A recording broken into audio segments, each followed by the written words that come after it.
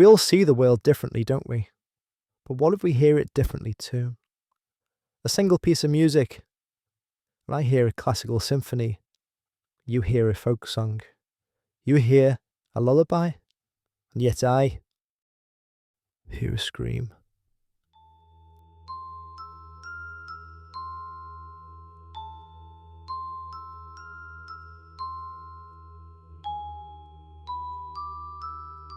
I found it in the back of Mrs. Parker's shop.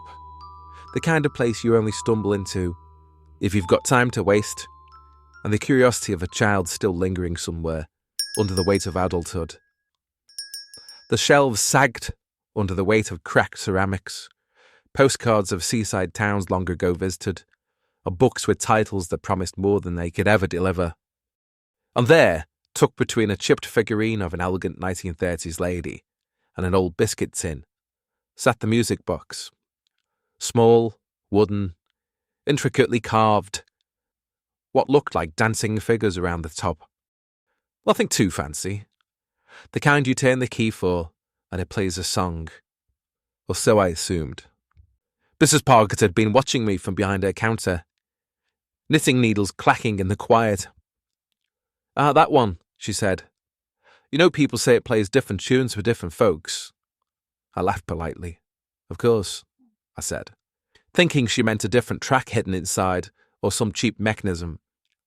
No, she said, shaking her head. "I mean different songs. Entirely different. One person hears a lullaby, another hears a march, some hear tunes they've never known at all. Brings out what's inside, some folks say." "What do you mean?" I said. "Like I say, different people, different tunes," she replied. I looked at her, not sure if she was joking or not. She just smiled, however, and returned to her knitting. I couldn't resist.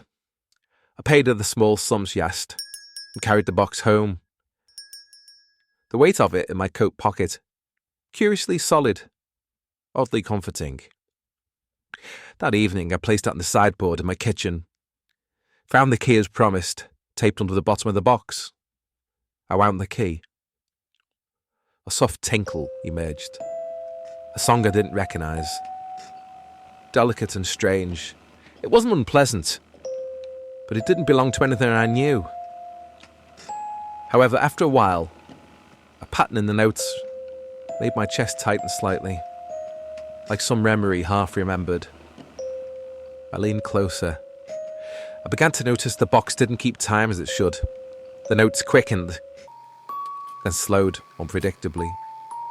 And the figures, I could have sworn, swayed ever so slightly, though the air was still and nothing could have moved them. I told myself it was imagination, that I was tired. But the song lingered long after the tiny mechanism wound down, leaving a hollow echo in the air. That night I dreamt the tune. I woke the following morning feeling somewhat disturbed, but unable to exactly place a finger on why. Later that morning I took it to my neighbour, Mr. Fenwick, who had more time for curiosity than I did. An old man, pensioner years deep, but still sharp. I placed the box on his kitchen table, explained his tendency to wander from irregular speed and left, already late for work. 2 days later I called again. He smiled when he saw me.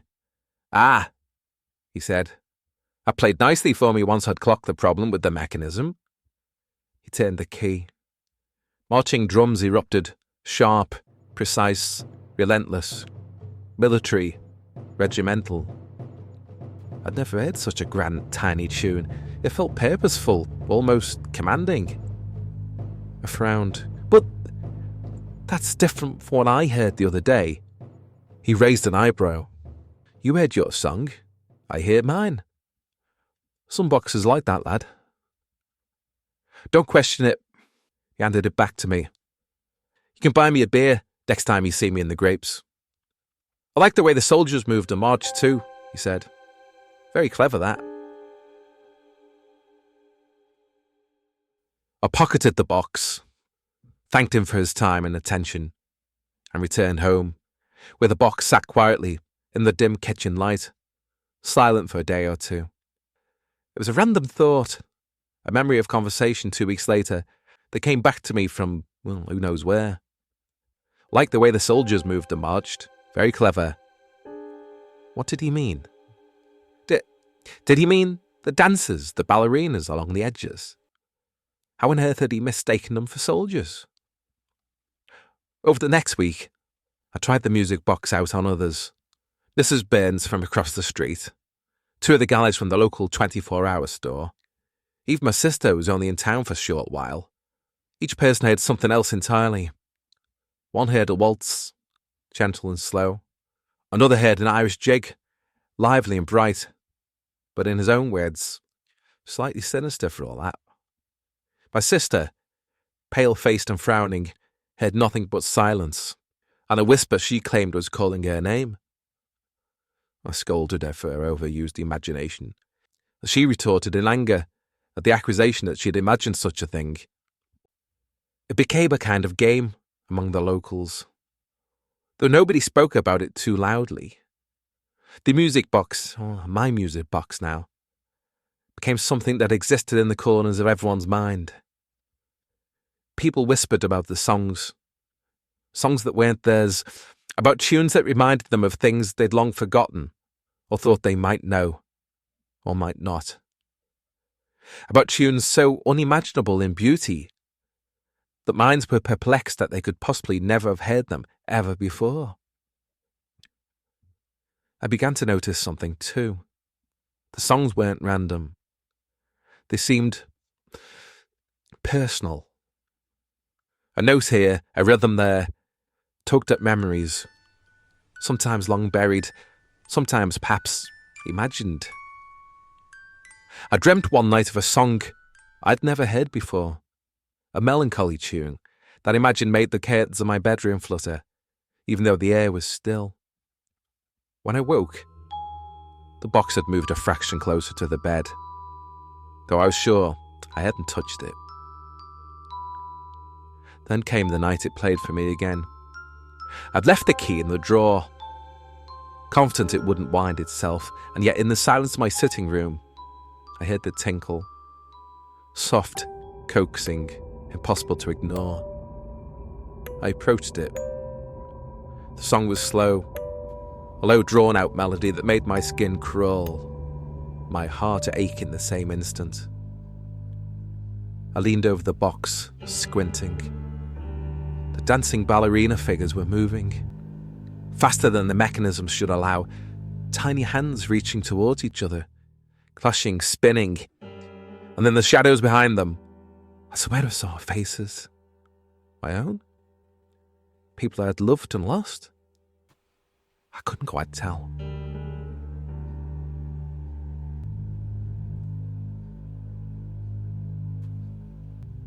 I tried to turn away. I could not. The song pressed on my chest. It demanded attention. It whispered things I could not understand, but things that felt intimately known, familiar. And I wanted to scream and laugh at the same time, and then the tune stopped abruptly, replaced only by the most unholy of noises.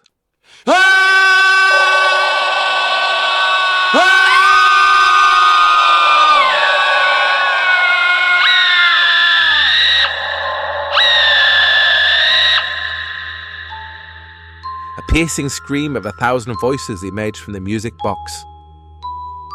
The figures around its rim falling to the rotating base of it as the screaming emerged. I had long since vowed to be done with the thing. A slight detour on my journey to work took me, without too much trouble, to the recycling disposal centre. I heaved the music box far and deep into the skip below. A man beside me buried it further from sight, with what remained of some old, unwanted furniture. Sometimes I tell myself it was my imagination. Our imaginations. But despite this, sometimes, even now I wake at night, I hear the faintest tinkle of sound. as if the box is still with me, carrying a song that only I can hear. Recently, I entered Mrs. Pargeter's shop, looking more in hope than anticipation of finding some 1960s comics, nostalgia, and easy money on eBay combined. She met my inquiry with a polite explanation that she had none, at least that she was aware of. "You didn't like the music box then?" asked Mrs. Pargeter. "No, I did not," I replied with a shudder. "I did not, no." "Oh well," she said. "It's always nice to sell something twice," she replied. Before I could ask her to clarify further, my eyes fell upon a music box. Between a chipped figurine of an elegant 1930s lady and an old biscuit tin, a small wooden, intricately carved music box, small, the dancing figures along its rim moving slightly. Ballerinas. Maybe.